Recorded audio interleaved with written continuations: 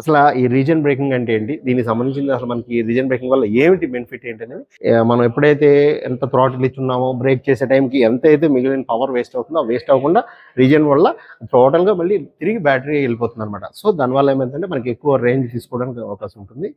మనకి R9లో ఉందన్నమాట రీజన్ అనేది టాప్ లెవెల్ అనమాట రీజన్ బ్రేకింగ్. మనకి చూసారా తెలియదు, ఒకసారి మనకి R5లో ఉండగా ఇది ఎలా పనిచేస్తుంది ఏంటంటే ఒకసారి చూద్దాం. నువ్వు వీల్ మీద ఫోకస్ చేయి.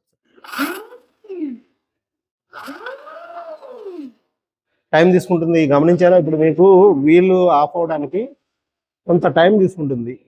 మొత్తం టోటల్గా రీజన్ బ్రేకింగ్ ఆఫ్లో పెట్టాను. ఇది ఇప్పుడు ఆఫ్లో ఉండగా ఎలా ఉందో ఒకసారి చూద్దాం. ఇది టోటల్ గా రీజన్ ఆఫ్ లో ఉందన్నమాట. సో వీల్ ఎంత ఫ్రీగా ఫ్లో అవుతుంది చూసారా, దీన్ని మనం అది వేస్ట్ అవ్వకుండా ఆ ఎనర్జీ అంతా తిరిగి బ్యాటరీకి చార్జ్ చేయడం అనమాట.